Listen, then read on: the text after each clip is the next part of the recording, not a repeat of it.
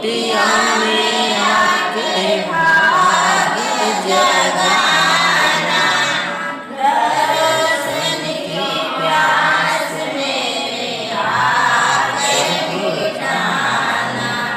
फुर्सत मिले तो गुरुवर मेरे घर आना, दर्शन की प्यास मेरी आके मिटाना।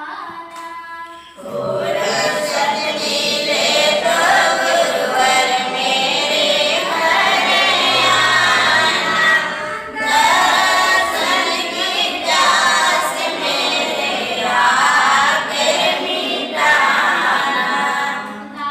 राह निहारूं मैं तो बैठूं इंतजार में, दीवानी बनी हूँ गुरुवर आपके ही प्यार में। राह निहारूं मैं तो बैठूं इंतजार में, दीवानी बनी हूँ गुरुवर आपके प्यार में।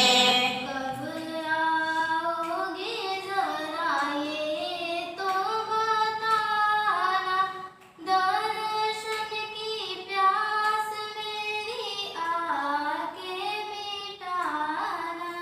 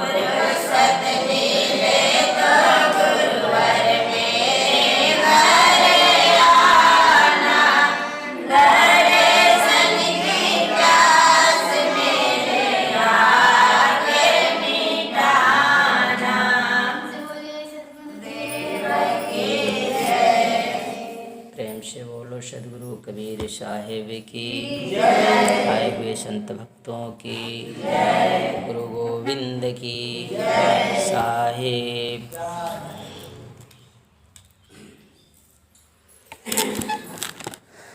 कल मैं आप लोगों को 11वीं रामायणी बताया था, जिसमें सभी लोगों को काल माया के द्वारा ठगा गया है, जिसमें ब्रह्मा जी को भी ठगा गया, विष्णु को भी, शिव को भी, यानी सभी देवी देवताओं को काल माया ने ठगा है, किसी को छोड़ा नहीं है। क्योंकि 3 लोक में जितने भी लोग हैं, किसी को काल माया ने नहीं छोड़ा, चाहे वो त्रिदेवा हो, चाहे देवी देवता हो, चाहे यहाँ के जीव मनुष्य हो। जितना भी तप जप योग साधन कितना भी किया, लेकिन उसको छोड़ा नहीं। अपने हिसाब से उसने लोक लोकादि उनको दिया, लेकिन मुक्त किसी को होने नहीं दिया, बल्कि अपने ढंग से उसने कई प्रकार की मुक्तियाँ भी बताई। और सभी नाना प्रकार के जितने भी धर्मावलंबी हैं, चाहे हिंदू है या इस्लाम है या ईसाई है या बौद्ध जैन है, कोई भी हो, तो इन सबों को भी अपना अपना भगवान का दावा है कि मेरा भगवान इस लोक में रहता है। जैसे हिंदू ने कहा कि 14 लोक पर हमारा भगवान रहता है, पूरे दिव्य देहधारी सर्वगुणवादी सभी सनातनीय कहते हैं। उसी प्रकार से मुस्लिम भी कहता है कि मेरे 7वें आसमान पर अल्लाह है, खुदा है। वैसे ही ईसाई भी कहता कि मेरे 4थे आसमान पर गॉड है। तो इस प्रकार से वो बताते हैं कि मेरा भगवान यहाँ रहता है, और ये मुक्ति की भी दावा करते हैं अलग अलग प्रकार के। एक तो मुक्ति की दावा इस प्रकार करते हैं कि अद्वैतवादी का जो सिद्धांत है वेदांतवादियों का, तो अद्वैत की जो पूजा पाठ करते हैं तो कहते हैं कि जीव और ईश्वर की एकता ही मुक्ति है, यानी कुछ दिनों तक वहीं पर उनसे मिलन होता है, लेकिन उनकी स्थिर मुक्ति नहीं है।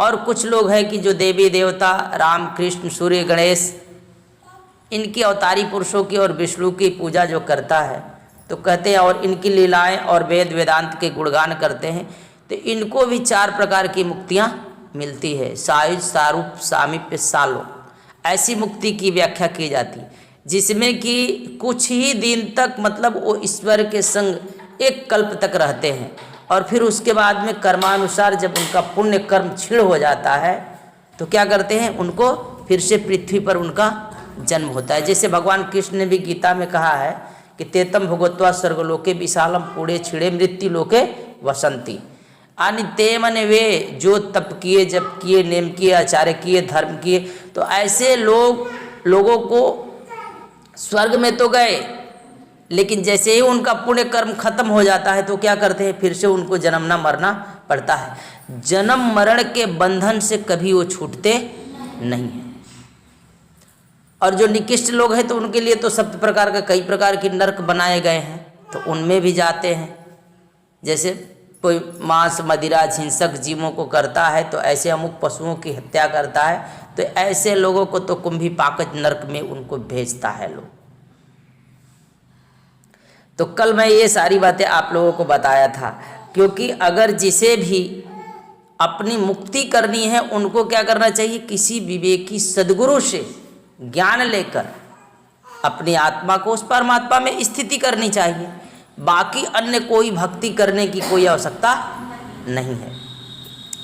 आज सद्गुरु कबीर साहब कहते हैं, आज 12वीं रामायणी है, तो इसमें सद्गुरु कबीर साहब कहते हैं कि माटी के कोट पसाड़ की ताला, सोइक बन सोई रखवाला, सो बन देखत जीव डेराना, ब्राह्मण बैसलो एके जाना, जो किसान किसानी करई, उपजे खेत बीज नहीं परई, छाड़ दे हुनर झेली के झेला, बूढ़े 2 गुरु और चेला, तीसर बूढ़े पारथ भाई, निजबन डाहे दसमा लगाई, दवा लगाई, भूखी भूखी को कर मर गयऊ, काज ने एक सियार से भयऊ, मूस बिलाई एक संग कहू कैसे रही जाए, अचरज एक देखो हो संतो हस्ती ही सिंह ही खाए। इस रामायणी में सदगुरु कबीर साहब कहते हैं कि यह स्थूल शरीर मिट्टी के कीले के समान है। जो हमें शरीर मिला है, जो पंच महाभूत से निर्मित है ये शरीर, तो कहते हैं कि माटी के कीले के समान है। ये एक दिन मिट्टी में ही मिल जाता है, पंच महाभूतों में ही मिल जाता है। इसलिए कह रहे हैं कि ये जो हमारा शरीर है वो मिट्टी के कीले के समान है और इसमें अज्ञान भ्रम रूपी पत्थर का ताला लगा हुआ है। जो हमारे पास अज्ञानता है, जो हमारे पास भ्रमड़ा है, यही पत्थर का ताला लगा हुआ है। इस स्थूल शरीर के अंतर्गत दूसरा सूक्ष्म शरीर जो दूसरा है, उसके भीतर वो क्या है? सूक्ष्म शरीर है, जिसमें मन प्राण रूप है। इसी में अज्ञान भ्रम दृढ़ हो गया है। कहते दृढ़ यानी एकदम निष्ठावान हो गया है इसमें। किसमें? तो कहते हैं कि मन में हमारा, प्राण में हमारे, रूप में हमारे, उसमें अज्ञान भ्रम दृढ़ हो गया है। जिसमें क्या क्या आता है? तो कहते हैं कि इसमें 10 इंद्रियां हैं, 5 ज्ञान इंद्रिय और 5 कर्म इंद्रिय। इनमें भी अज्ञानता पड़ी हुई है। उसके बाद में 5 प्राण है। उसके बाद में चतुर्थ अंतःकरण है और शब्द स्पर्श रूप रस गंध, ये 5 विषय हैं, विषय वासनाएं। कहते हैं कि शुभाशुभ वासनाएं तथा अनेक प्रकार के शुभ और अशुभ कर्म, यही सब मिल करके अज्ञान भ्रम घोर वन जंगल की तरह है। ये सब जितनी भी हैं हमारे चतुर्थ अंतःकरण, 10 इंद्रिया और 5 विषय यानी शब्द स्पर्श रूप रस गंध, ये सभी वासनाएं यानी शुभ और अशुभ कर्म, ये सभी क्या है? तो कहते हैं कि यही घोर जंगल है। इसी घोर जंगल में ये जीवात्मा क्या है? भूली हुई है। इसमें अच्छे बुरे सारे कर्म इससे होते रहते हैं। अब कहते हैं कि इस शरीर रूप कीले के रक्षक भी मन प्राण और तथा कर्म इंद्रियागण सभी कार्य करता है। कहते हैं कि इस शरीर का रक्षा कौन करता है? तो इसका मन है, प्राण है और जितने हमारे इंद्रिय हैं, कर्म हैं, तो यही सब इसके रक्षक हैं। आँख देखने का काम करता है कि भाई कहीं खड्डे में न गिर जाए। ये शरीर की रखवाली करता है ना। कान से सुनकर, आँख से देखकर, नाक से सूंघकर, मुख से भोजन लेकर इसकी रक्षा में लगा रहता है हमेशा। सोई के बन सोई रखवाला, इसी बन में ये भुला हुआ है और इसी बन का रखवाली भी वो करता है। अब साहब कहते हैं कि इन सब से रक्षा पाते हुए इस शरीर रूप किले में अपनी चेतन शक्ति सत्ता मात्र से रहने वाला चेतन आत्मा ही इन सब के ऊपर स्थित इन सब का स्वामी है। कहते हैं कि ये सभी जितने भी हैं, ज्ञान इंद्रियां, प्राण, मन बुद्धि चित्तांकर, तो सभी का स्वामी हमारा चेतन आत्मा ही है, जिसके माध्यम से ये शरीर की रक्षा होता रहता है और ये शरीर चलता है। किंतु अपने स्वरूप तथा स्थित ठीक स्थान को भूलकर जीव दशा में हो गया है। कहते हैं कि ये अपना ठिकाना भूल गया है कि मैं आत्मा हूँ। इस बात को वो भूल करके जीव दशा को उपलब्ध हुआ। इसीलिए तो तेरा मेरा अपना पराया, इसमें ये सदा भूले रहता है।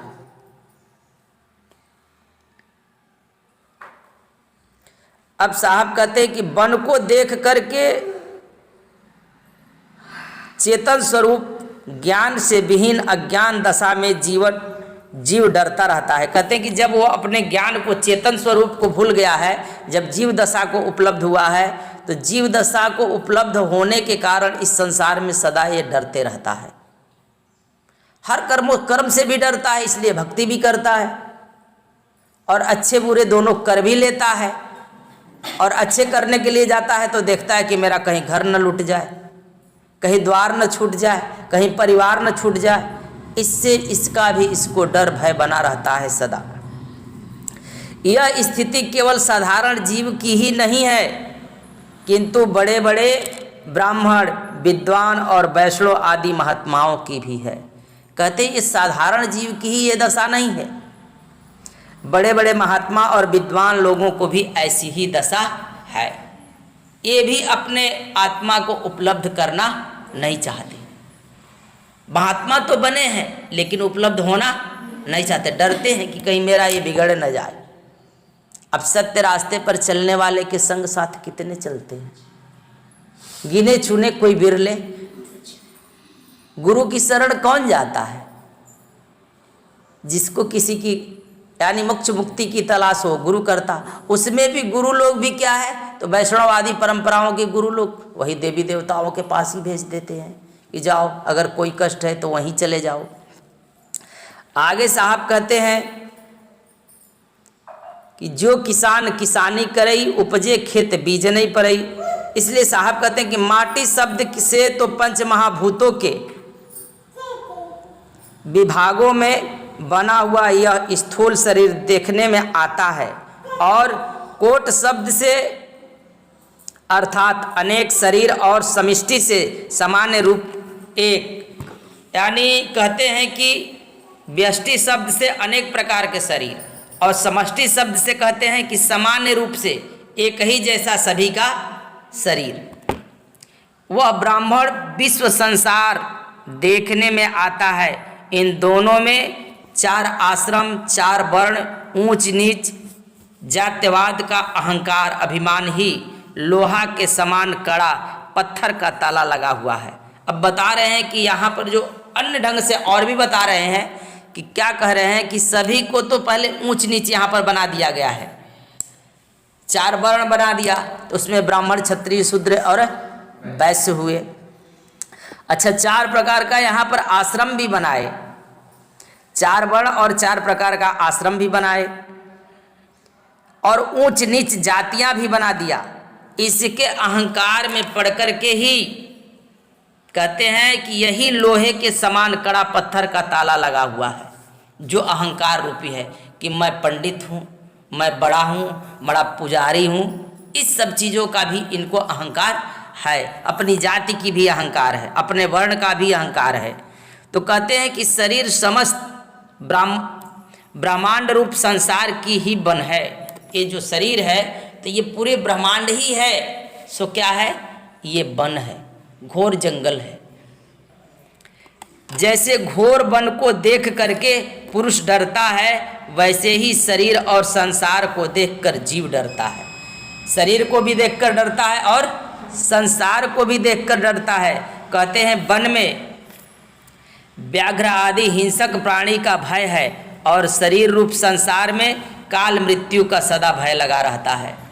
जीव को क्या रहता है शरीर से कि मेरी मृत्यु कब हो जाए, इसके भय के कारण बहुत सारे कर्मों को करते रहता है। ये वन को देखकर बालक डरता है, और संसार वन को देखकर अज्ञानी बालक रूप जीव डरता है। यही दशा अपने चेतन आत्म स्वरूप ज्ञान से रहित अज्ञानी ब्राह्मण और वैष्णव की भी अपने चेतन स्वरूप का ज्ञान नहीं होने से ये भी काल से डरते रहते हैं। जिनको अपने चेतन आत्मा से का बोध नहीं है, वो भी कहते हैं कि वो भी ब्राह्मण लोग काल माया से सदा डरते रहते हैं। साहब कहते हैं कि यह शरीर पार्थिव है, अर्थात मिट्टी का है। इसमें जो ताला लगा हुआ है वह पाषाण अर्थात जड़ बुद्धि या अज्ञान का है। जिसे जड़ बुद्धि कहिए या अज्ञान का ताला कहिए। यह शरीर इंद्रिय उनके विषय ही सघन बन है। जो इनके अंदर विषय वासना है यही सघन बन है, इसी में भूले रहता है, इससे कभी बाहर वो निकलता नहीं है। और उस वन में काम, क्रोध, लोभ, अहंकार, मद आदि ही भयानक हिंसक जानवर हैं। ये सदा इस जीव का शिकार करते रहते हैं। कभी काम वासनाओं में डुबा देता है, कहीं लोभ में डुबा देता है, कहीं क्रोध में डुबा देता है। यही इनके ऊपर प्रहार करता है, इस जीव के ऊपर। और उस वन में अंतःकरण, जो चतुर्थ अंतःकरण के अंतर्गत कुतर्क रूपी भयंकर नदी बहती है।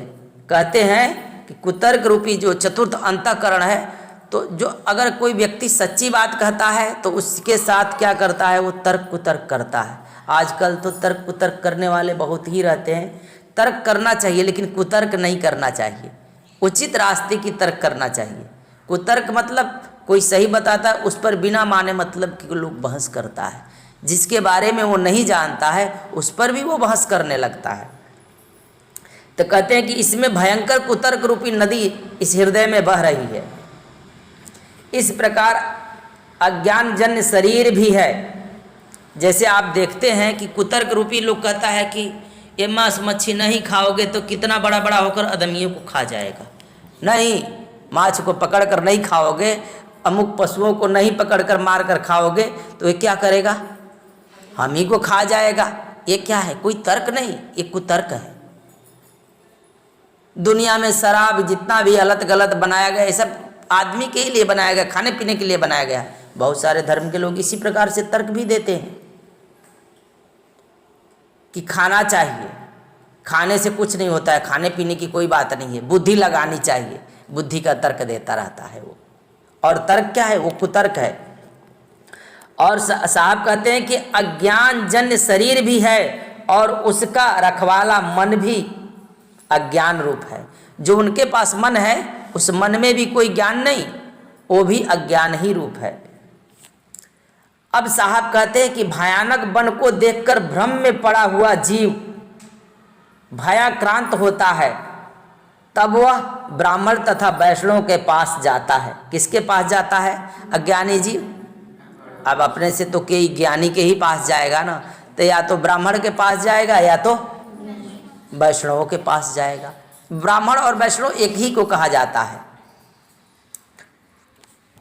तो कहते हैं कि ये ब्राह्मण तथा वैष्णव एक ही बात जानते हैं। क्या जानते हैं, दोनों के, यानी ब्राह्मण हो या वैष्णव एक ही बात जानते हैं। क्या जानते हैं, कहते हैं कि अतः वह उपदेश करते हैं कि तुम किसी देवी देवता का अर्चन पूजन करो तथा सगुण साकार भगवान विष्णु और उनके अवतार राम कृष्ण की उपासना करो, अथवा शिव गणेश सूर्य की अर्चन पूजन करो। जब व्यक्ति दुखी होकर डरता है इस संसार से, तो ये क्या समझता है कि किसी भाई ज्ञानी के पास चले जाएं, तो उनके पास तो एक ही शब्द है, या तो ब्राह्मणों के पास जाए या तो वैष्णवों के पास जाए, दूसरे के पास तो जाएगा नहीं पूछने के लिए। उनको साधु संतों से क्या लेना देना, और साधु संतों के पास जाएगा तो उन्हीं के साधु संतों के पास जाएगा। हालांकि साधु संत कोई परंपरागत नहीं होते हैं, साधु संत तो परमात्मा का होते हैं, लेकिन सभी के अपने अपने धर्म के साधु भी यहाँ पर बनाए गए। साधु संत हालांकि धर्म किसी धर्म वाले नहीं होते, लेकिन फिर भी वह धर्म की ही चर्चा करते हैं। साहब कहते हैं कि जैसे किसान किसानी करता है और यदि उसे किसानी की कला का रहस्य ज्ञात नहीं है तो उस खेत में डंठल पैदा खूब पर्याप्त रूप से उत्पन्न होते हैं। अब कोई खेती बाड़ी करता है तो उसका नियम नहीं जानेगा, तो कहते हैं कि उसमें क्या उगेगा, घासी पात उग जाएगा, डंठल ही डंठल हो जाएगा। कि कब खाद देना, कब रोपना, कब सोहना, कब बीज डालना है, तो ये सब पता नहीं, कब उसको पानी चाहिए, कब धूप चाहिए, तो उसमें सिर्फ डंठल ही हो जाएगा। तो कहते हैं कि जैसे किसान किसानी करे तो उस खेत में डंठल यानी पौधा खूब पर्याप्त रूप से उत्पन्न होते हैं, किंतु उनमें बीज नहीं पड़ते, अर्थात जो अन्न उग आना चाहिए उसमें अन्न पैदा नहीं होगा, तब खेती व्यर्थ हो जाती है। वैसे ही अनेक देवी देवताओं का अर्चन पूजन तथा अज्ञानी यज्ञ आदि वेदोक्त कर्म जप तप यज्ञ पूजा आदि और अनेक प्रकार की सगुण उपासना एवं बाहरी पूजा पाठ आदि के करने से इस लोक तथा परलोक स्वर्ग के खूब धन आदि ऐश्वर्य पदार्थों की प्राप्ति हो सकती है। मतलब इन देवी देवताओं की पूजा अर्चन करने से, जप तप नेमाचार करने से कहते हैं कि संसार का धन दौलत वैभव प्राप्त हो सकता है, लेकिन स्वर्गवादी लोकों से भी ऊपर के दिव्य लोक वैकुंठ गौलोक साकेत लोक की प्राप्ति हो सकती है और वहाँ के दिव्य शरीर ऐश्वर्य सुख मिल सकते हैं, किंतु ये सब दिव्य लोक दिव्य शरीर तथा वहाँ के समस्त सुख ऐश्वर्य पदार्थ सूक्ष्म तेजोमयी तत्वों से बने हुए तथा प्राकृतिक विनाशी है, यानी अविनाशी नहीं है। ये सब प्राप्त हो जाएंगे लेकिन इनका भी नाश हो जाएगा। प्राप्त तो होगा लेकिन कहते हैं कि वो दिव्य लोक में वो प्रवेश कर सकता है, लेकिन मोक्ष मुक्ति वाली बातें नहीं, लेकिन ये भी एक न एक दिन नाश हो जाएगा। उसमें विशुद्ध आत्मज्ञान तथा मुक्ति रूप बीज नहीं लगता है। कहते हैं कि जो मोक्ष रूपी फल लगना चाहिए वो इन भक्ति में मोक्ष रूपी सिर्फ फल नहीं लगता है। अर्थ धर्म काम ये 3 फल की प्राप्ति हो सकती है, लेकिन मोक्ष रूपी फल की प्राप्ति कभी होती नहीं है, जिससे सदा के लिए यह जीव जन्म मरण आदि बंधनों से छुटकारा पाकर निर्भय हो जाता है। उस मुक्त दिव्य लोकों में जो सालोक सामीप्य सारूप सायुज्य आदि मुक्तियां हैं वे सब जड़ अनित्य है। कहते हैं कि ये जो 4 प्रकार की मुक्तियां हैं ये क्या है? जड़ है और अनित्य है, नित्य नहीं है। अतः वहाँ से पुनः लौटकर संसार में आना पड़ता है, वहाँ रहना सदा सदा के लिए नहीं है। भूले हुए समस्त जीव दिव्य जड़ लोकों को तथा वहाँ के इष्ट स्वामी को सत्य मानकर उन्हीं में फंसे हैं तथा फंसते जाते हैं और फंस रहे भी हैं। जब तक जड़ चेतन आत्मा तथा परमात्मा के स्वरूप का सत्य यथार्थ ज्ञान नहीं होता है, तब तक सत्य अखंड मुक्ति की प्राप्ति नहीं हो सकती। इसलिए सद्गुरु कबीर साहब कहते हैं, मनुष्यों तुम इस संसार सागर रूप तथा अनेक दिव्य लोक रूप अपना झीलों में तैरना छोड़ दो और अनेक कर्म तथा सगुण और निर्गुण उपासना का त्याग करो। अर्थात यह बेकार का झमेला अथवा अनेक प्रकार की खींचातानी छोड़ो, क्योंकि इससे गुरु और चेला दोनों ही डूब गए हैं। इनके न गुरु ही पार उतरे हैं और ना ही चेला ही पार उतरे हैं, क्योंकि जो गुरु जी को पता है वही चेला को भी तो बताएंगे। तो गुरु जी कह दिए कि शिव जी की पूजा करो, तो शिव जी का 11 मंत्र अपना जप रहा है, रोज बेलपत्र चढ़ा रहा है ना, रोज जल ढार रहा है। गुरु जी कह दिए विष्णु भगवान का पूजा पाठ करिए तो विष्णु का कर रहा है, देवी देवता का करिए तो देवी देवता का उपासना करता है। लेकिन साहब कहते हैं कि इस झमेले की परित्याग हमें करना चाहिए और सर्व से परे एक मात्र चेतन सत्य पुरुष परमात्मा की विशुद्ध सत्य भक्ति करो और उसके द्वारा उसका साक्षात्कार करो, क्योंकि इस संसार सागर तथा अनेक लोक रूप झीलों में गुरु और चेला दोनों ही डूब गए हैं। यदि तुम भी ऐसा ही करोगे तो तुम्हारा डूबना भी अनिवार्य होगा, निश्चित ही तुम भी डूब जाओगे। इसलिए सत्यभेदी सद्गुरु के शरण में जाओ, जिसके पास सत्य भेद है, उस परमात्मा को जो जानता है, जो आत्मा को जानता है, जो सत्य यथार्थ सत्य को जानता है, ऐसे सद्गुरु के शरण में जा करके अपनी मोक्ष मुक्ति प्राप्त करना चाहिए। और तीसरे पारथ यानी पार्थी रक्षक, अर्थात पार्थी में बड़े भाई वंचक गुरु लोग मदपंथ के महंत आचार्य बन करके संसार सागर में डूब गए। कहते हैं कि तीसरी बात कहते हैं कि तीसरे बूढ़े पार्थ भाई, तो उसमें कहते हैं कि पार्थी के बड़े बड़े भाई वंचक गुरु लोग मत पंथ के महंत बने हुए, माने बड़े बड़े आचार्य गद्दियों पर देखते हैं महंत बन करके बड़े बड़े आसनों में लगा करके उपदेश करते हैं, राम कथा करते हैं, कृष्ण कथा करते हैं। उनको भी कह रहे हैं, जो बड़े बड़े कथाकारक हैं तो उनको भी कह रहे हैं कि ये आचार्य बनकर संसार सागर में डूब गए। उन्होंने अपने मत की पुष्टि के लिए वाद विवाद दाव पेच, अभी देख रहे हैं ना कितने खेलते रहते हैं। बाबा बागेश्वर धाम और कौन कौन बाबा हैं ना, सब बहुत सारे बाबा हैं कथावाचक, कोई राम कथा कहता तो कोई कृष्ण कथा कहता। कहते ये सभी डूबे हुए लोग, ऐसे ऐसे बड़े बड़े वक्ता लोग,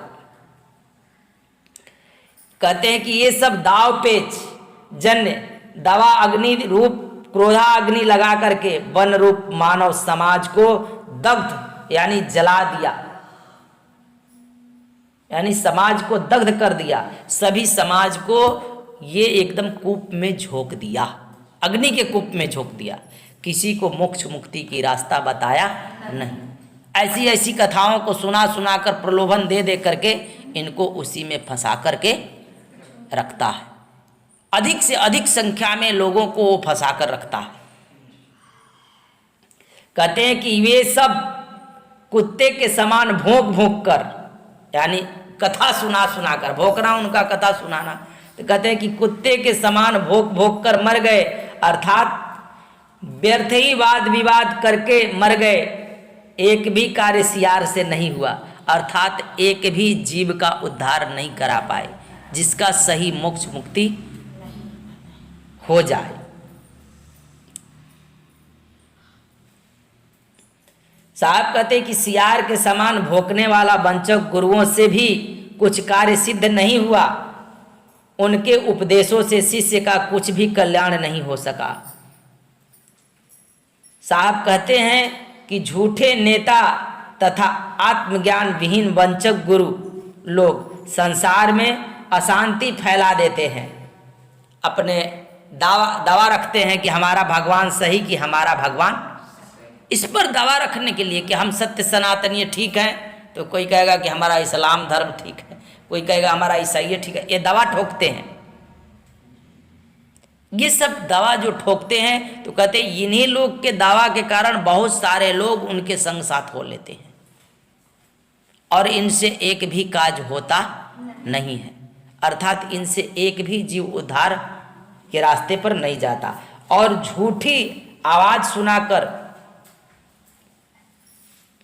कुत्ता भौंकते भौंकते मर जाता है, वैसे ही आत्मज्ञान विहीन अज्ञानी वंचक गुरु लोग वक्ता बकते बकते मर जाते हैं तथा पहले भी मर गए और सियार की तरह उन कायर लोगों से कुछ भी मुक्ति का कार्य सफल नहीं हुआ। इसलिए सदगुरु कबीर साहब कहते हैं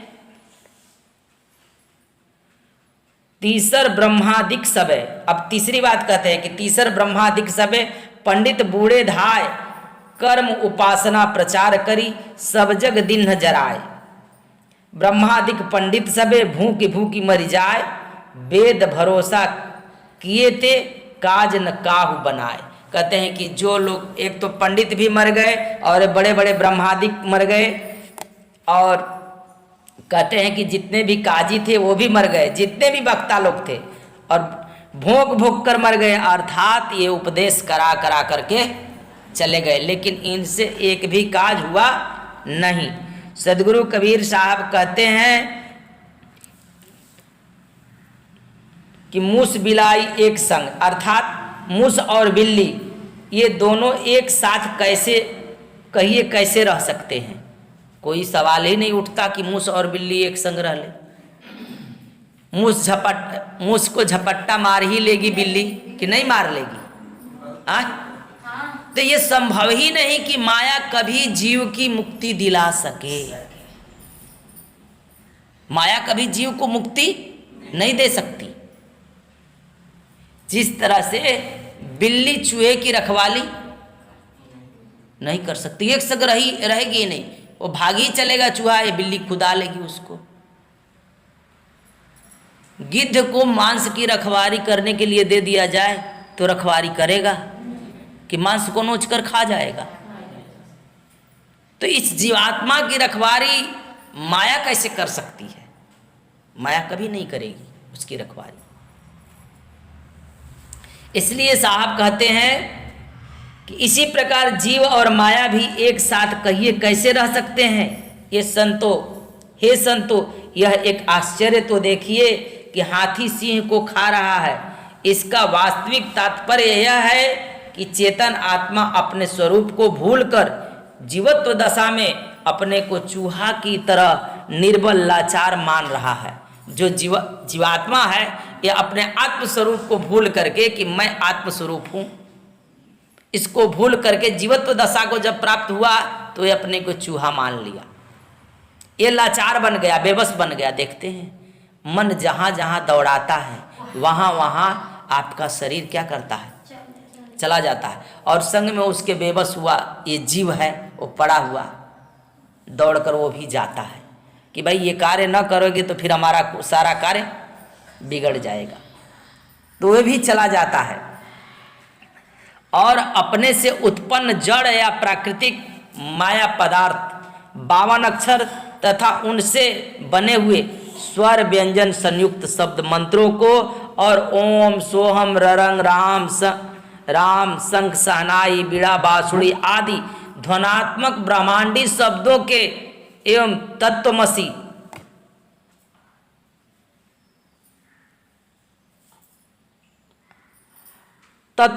ब्रह्म प्रज्ञानम ब्रह्म अहम ब्रह्मसि इन महावाक्यों को तथा त्रिकुटी से लेकर चोटी के नीचे तक विभिन्न प्रकार के दिव्य ज्योतियों का ये सब जड़ माइक चमत्कार पदार्थ है।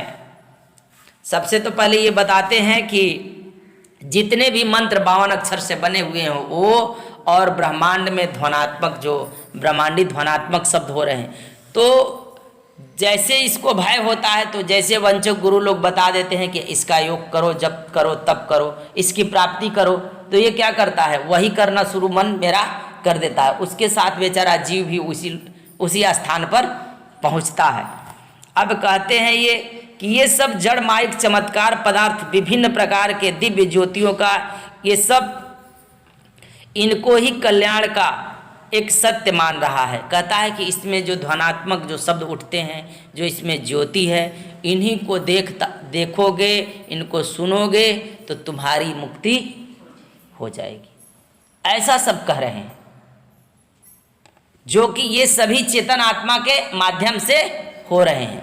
ये चेतन आत्मा भी नहीं है, उसके माध्यम यानी उसकी छाया है। क्या है? उसकी छाया है।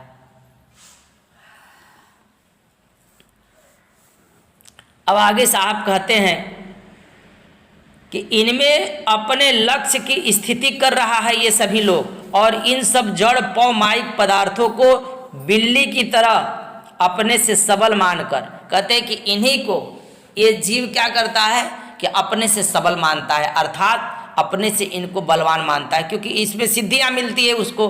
तो कहता है कि इसमें भाई इनको सिद्धि प्राप्त है, और वहीं पर जाकर तो माथा भी टेकता है ना उन्हीं महात्माओं के पास कि इनके बाबा के पास सिद्धि है, तो वहाँ पर माथा टेकें। तो कहते हैं कि वहीं पर उसको सबल मानकर उनके प्राप्ति का साधन अभ्यास करके अपनी गति मुक्ति कल्याण समझ रहा है।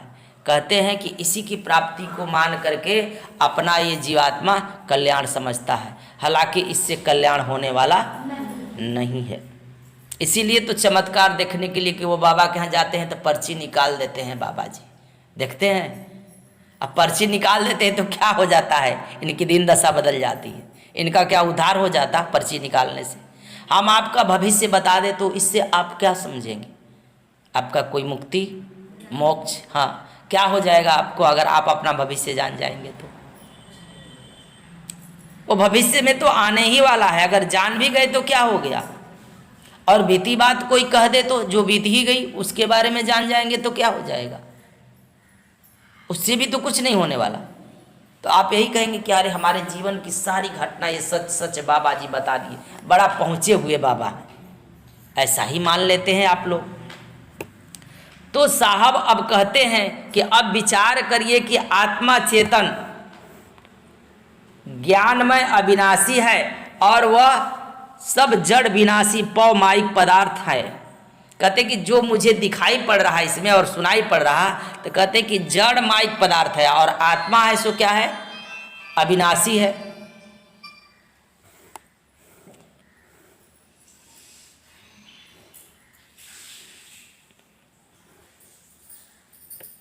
और यह सब जड़ विनाशी पौमाइक पदार्थ है।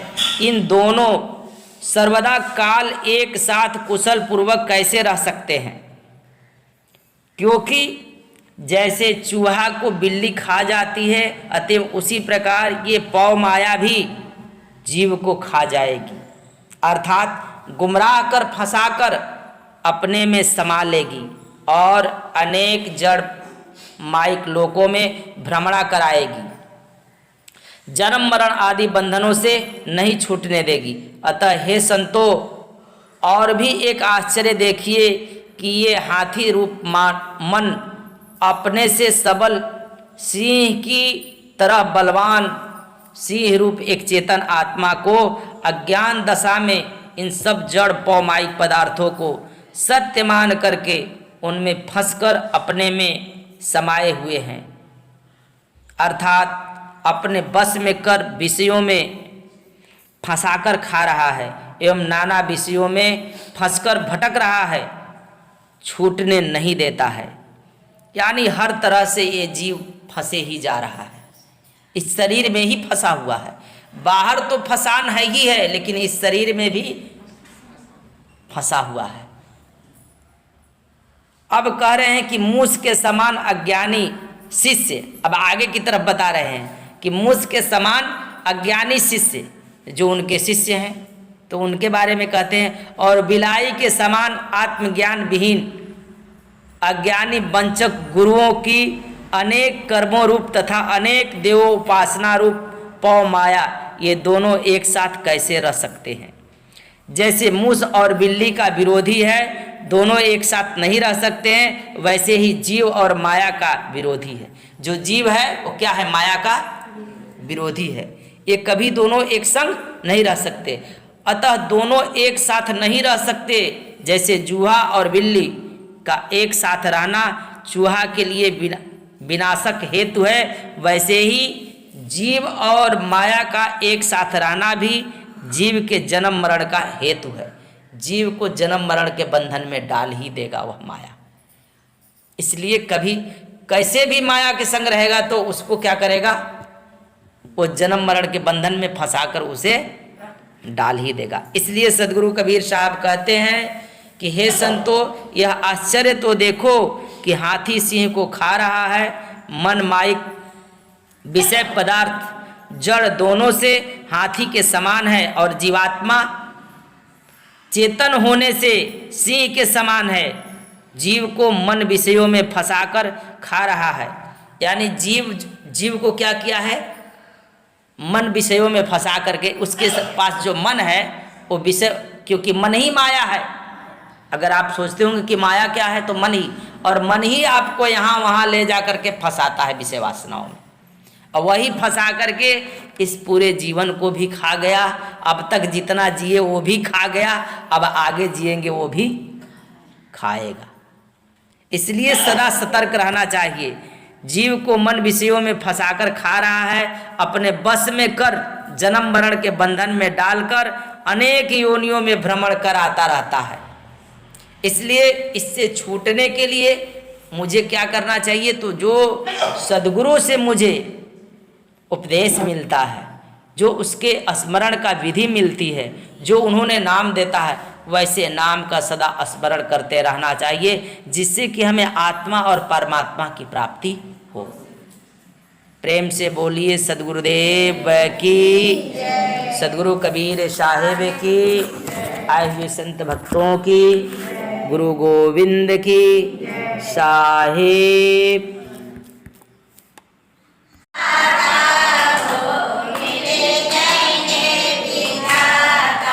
गुरु से मिलो बन के दाता हो, मिली जाएंगे विधाता। गुरु से मिलो बन के दाता हो, मिली जाएंगे विधाता। काम क्रोध लोभ मोह तुरंत दान दीजिए, काम क्रोध काम क्रोध लोभ मोह तुरंत दान दीजिए, काम क्रोध लोभ मोह तुरंत दान दीजिए। देते समय कछु सोचो न कीजिए, देते समय कछु सोचो न कीजिए। समय कछु सोचो न कीजय देते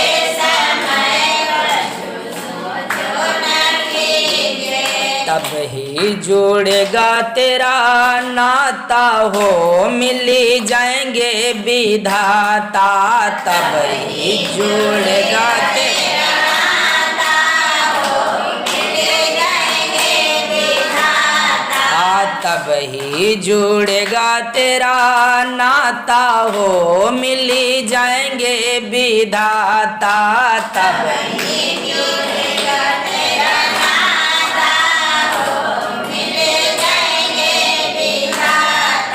गुरु से मिलो बन के दाता हो मिली जाएंगे विधाता गुरु से मिलो बन के दाता हो मिली जाएंगे विधाता गुरु देते युक्ति सब ही जांच लीजिए गुरु देते सेना और बैना में सब लख लीजिए सेना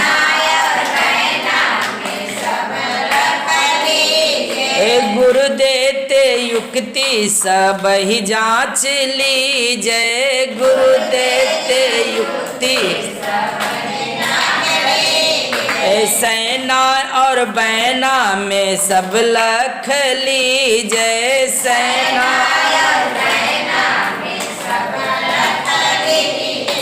भक्तों से कुछ ना छुपाता हो मिली जाएंगे विधाता भक्तों से कुछ ना छुपाता हो मिली जाएंगे विधाता भक्तों से कुछ ना छुपाता हो मिली जाएंगे विधाता भक्तों से कुछ ना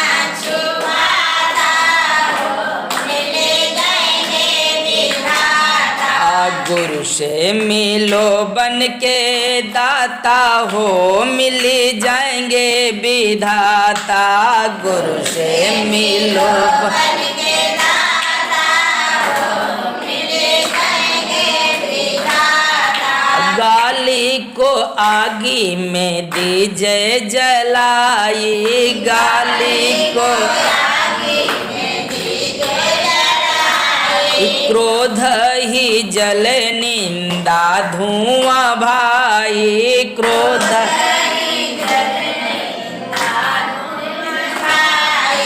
गाली को आगी में दीजिए जलाई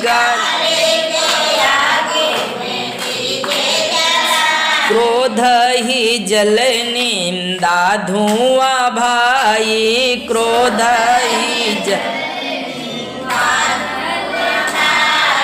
बस में तीनों जब आता हो मिली जाएंगे विधाता बस में तीनों जब आता हो मिली जाएंगे विधाता बस में तीनों जब आता हो मिली जाएंगे विधाता बस में तीनों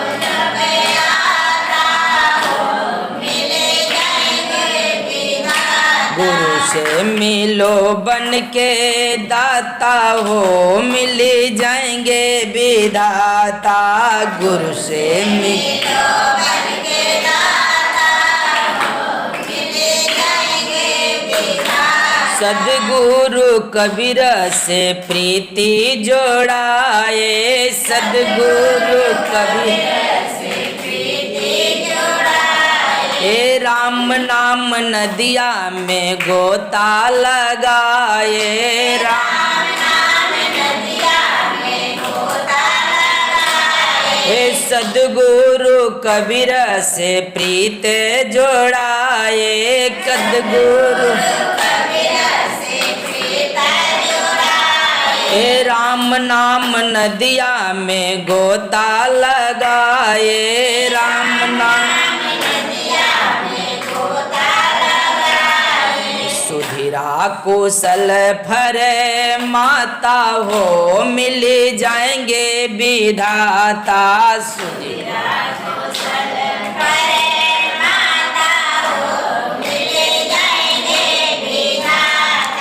सुधीरा कुशल फर माता हो मिल जाएंगे विधाता। सुधीरा को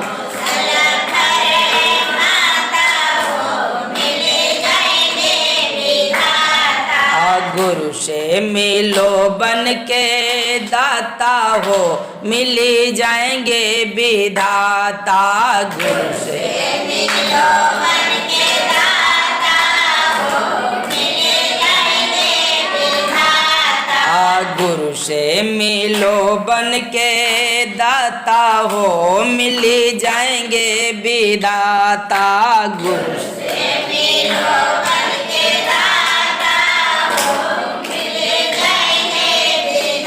से बोलिए सदगुरुदेव की, सदगुरु कबीर साहिब की, आए हुए संत भक्तों की, गुरु गोविंद की साहिब।